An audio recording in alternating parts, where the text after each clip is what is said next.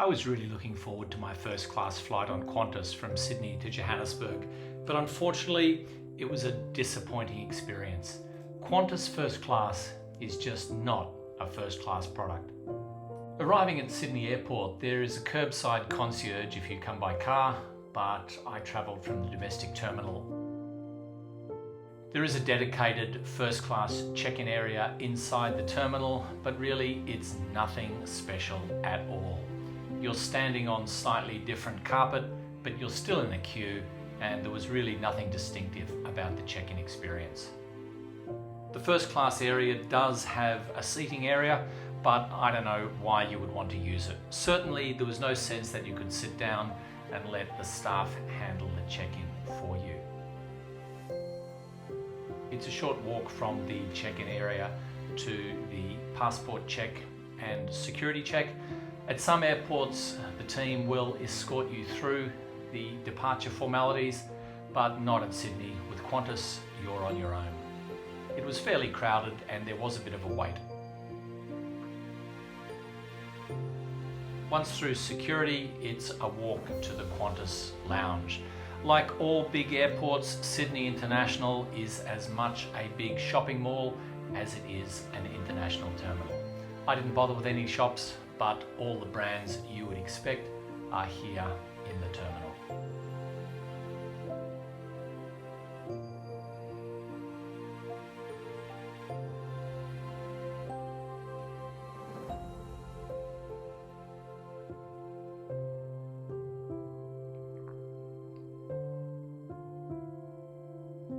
Up the elevator to the Qantas First and Business Lounge.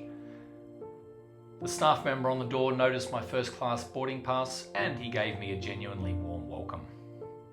Inside you walk past this beautiful rainforest wall, then up another escalator to the reception desk.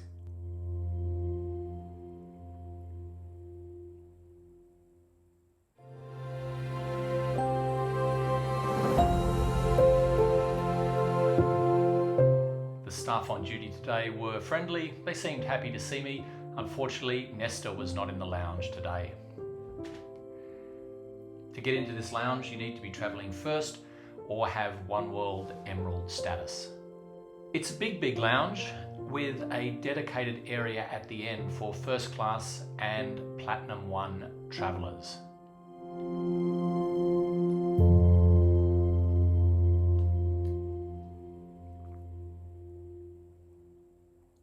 It is a little bit quieter in the first class section down the end, and there are good airfield views. That A380 right there, it's not the one that's carrying me. Mine is that one a little bit to the left. I ordered an omelette with some sides for breakfast, and it is a nice spot to have breakfast, views of the city in the distance. I had booked in for a massage, and it's a 20-minute massage, but by the time you arrive, get changed, receive your massage and then leave, you're getting a massage for 9, perhaps 10 minutes. It's hardly worth the trouble, to be honest. If you don't want to take a seat at one of the tables near the window, you can take a seat at the bar. It's a nice spot to eat, especially with all the action in the kitchen to enjoy. This is a big lounge, but it does get a little bit crowded at times. It just doesn't have that exclusive feeling of the Singapore private room or British Airways Concorde room. I do love this departure board right near lounge reception. There's something very therapeutic about looking at these changing destinations and hearing the click-clack as the letters tick over.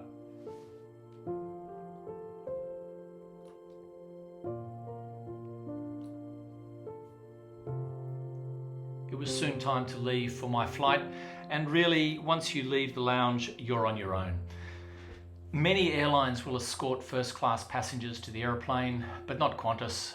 You've got to fight the masses as you move your way through the terminal.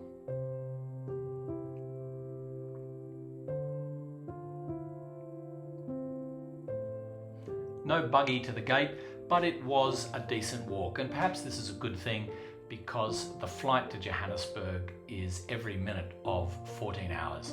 This was my last chance to stretch my legs.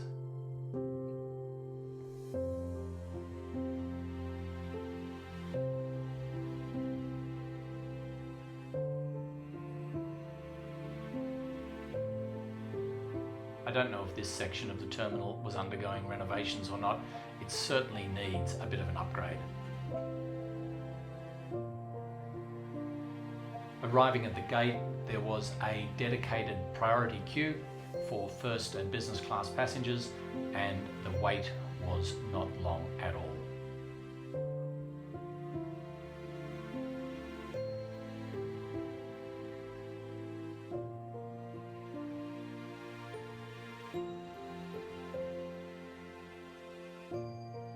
The check-in staff were friendly and reasonably efficient.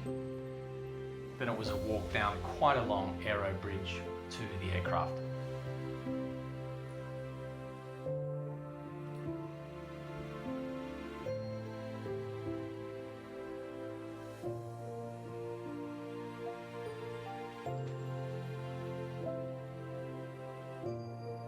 There's something nice about heading towards your aeroplane. This is the machine that's going to carry you to the other side of the world. It's waiting for you. It's ready. All you need to do is get on board.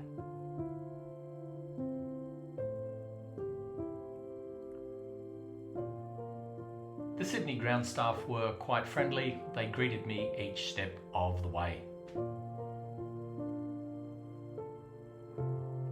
While you'll often find a big queue of economy passengers waiting to board in the aero bridge, Qantas has a dedicated first aero bridge, so it's straight to the door of the aircraft and you're welcomed on board.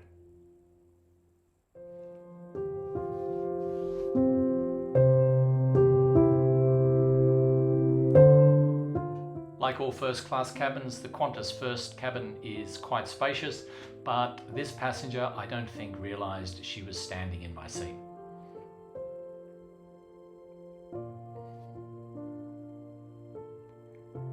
The seat is comfortable, but it's fairly old. There's a control panel that manages all the key functions of the seat, from seating positions to the massage function, to the lights and to the shades and the privacy dividers.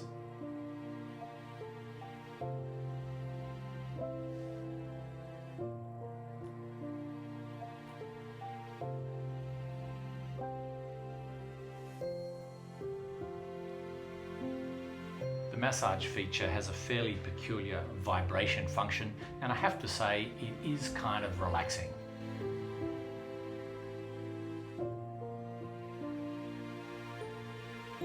There was a pre-departure champagne served.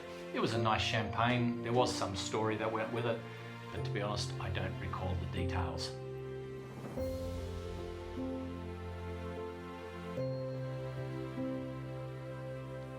First class pyjamas and an amenity kit were provided. The pyjamas are kind of nice, they're quite comfortable. The amenity kit, unfortunately, is very, very basic. I have to say it's pretty cheap. Nothing really special about it.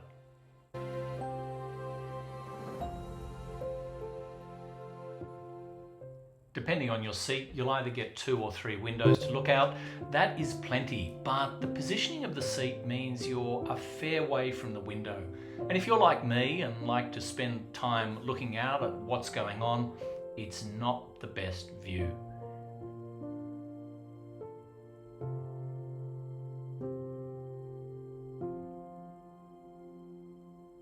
Here we are lining up on Sydney's main north-south runway. I decided to start with this signature first cocktail by Maybe Sammy. It was a jasmine Negroni and it was a really nice drink.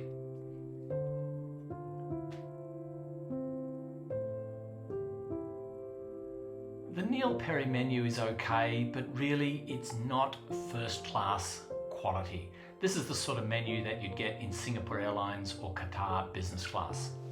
I decided to have the spanner crab tortellini. It was a nice dish, but nothing that exciting.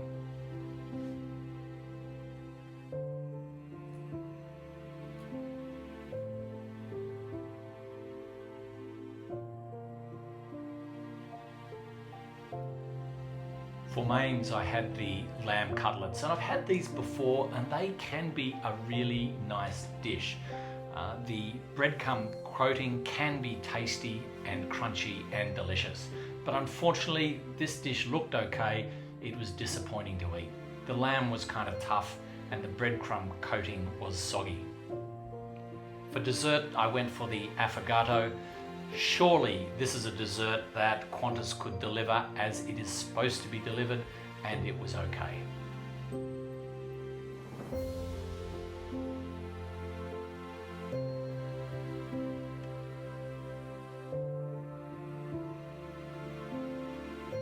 It was a nice way to finish my meal. I also had a glass of De Bortoli's wonderful Noble One. Now, the Qantas wine list, I've got to talk about it. Really, when you're traveling first, you're looking for some special wines that you wouldn't otherwise drink. Some of the wines on this list here you can get at your local bottle shop for less than $25. The average price of these first class wines, probably $50 or $60. Really, nothing special.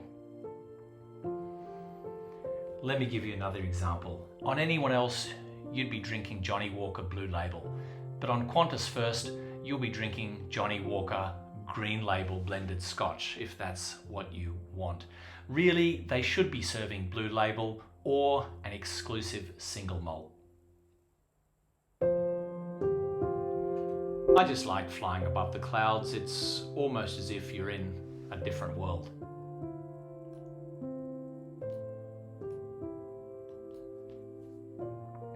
The seat controller is conveniently placed, and you can access a number of different storage areas. There's a really good sized table that pops out. It folds out and is more than sufficient for two people to dine together. There are some handy storage areas. Here are the very low quality Qantas headphones. Plenty of places to put your phone and other items away while you're traveling.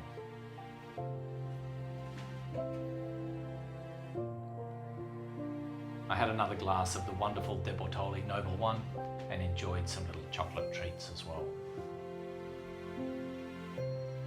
This flight is a day flight the entire way, so it's a bit of a question about when you sleep and just how much sleep you enjoy. I spent the first 3 or 4 hours of the flight awake, then decided to get a bit of a nap, so hopefully waking up in time for an evening arrival into Johannesburg. The flight attendants will convert your seat into a bed. Unfortunately, the flight attendant who assisted me, I'm not sure she had made the bed up too many times before, because she seemed to take a long time and wasn't always sure what she was doing. One of her colleagues had to come along and provide some pointers at various points. Nothing really wrong with that, but you've got to ask the question, is this a first class experience? The Qantas First Class suite is a reasonable size, but it's not terribly private. Doors on a first class seat are pretty much standard today, but the Qantas suite is still very much exposed.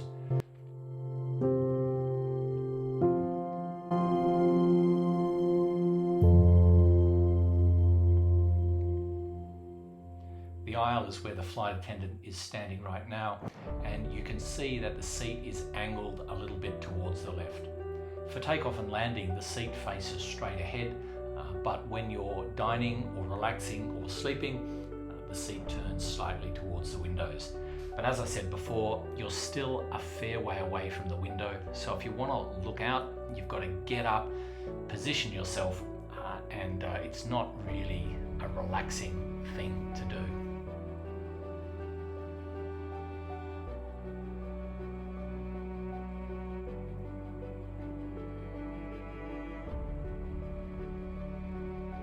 One good thing about the Qantas First Class seat is the mattress that they provide you.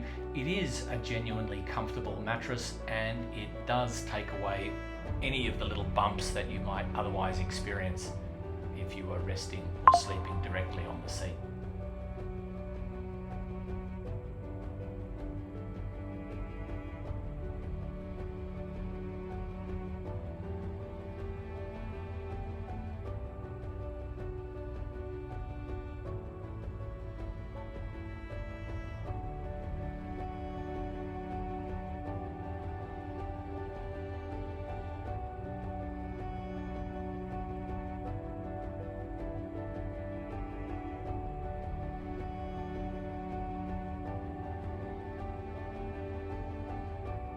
few minutes later, finally the bed was ready and I tucked in for a nap.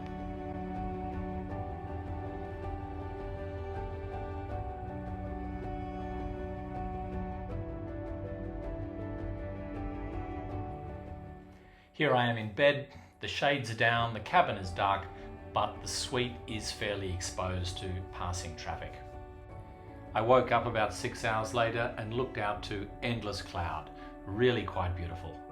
I was feeling a bit peckish and I asked a flight attendant for a steak sandwich. Her response was, "I'll be preparing breakfast in 2 hours, can you wait?" I did say I'd really like something to eat now. She prepared the steak sandwich along with a coffee and a sparkling water. That attitude to customer service, "Can you wait 2 hours?" is just reflective of how far Qantas First Class service has fallen. Getting closer to Johannesburg, the cloud broke up and I have to say, I just love this view. It was afternoon at my destination, so I went for another Jasmine Negroni by Maybe Sammy. The caviar tartlets are kind of nice, but Qantas really should be offering a full caviar service. The second meal was okay, but the presentation was not great. I just felt it had been heated up and kind of dumped on the plate. There was nothing really special or attentive about the preparation.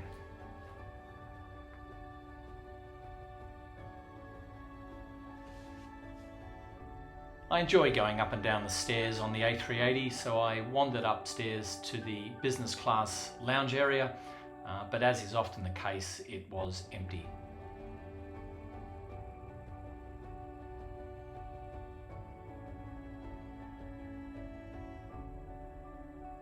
The snacks cabinet had already been cleared away for landing. As I said, no one really enjoying the lounge area. This is the route we took from Sydney. The plane goes very, very far south to pick up prevailing winds. Of course, it's a great circle route, so the plane doesn't actually fly in a curve as dramatic as this.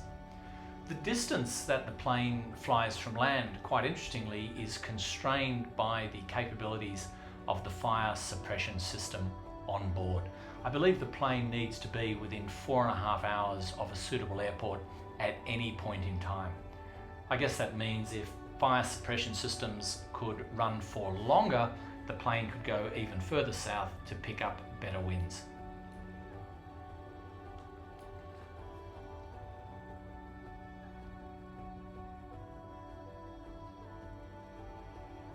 I often fly business class, so I took a look through the cabin here. To be honest, I think I would have been just as happy on this flight flying business as I was flying first. Similar to first, Qantas business class is okay, certainly not competitive with Singapore Airlines and Qatar, other than in the amount of money charged. Here's the seating area right at the front of the top deck on the A380. And this is the first view I got of Africa, and I was so excited at this point to see this remarkable continent.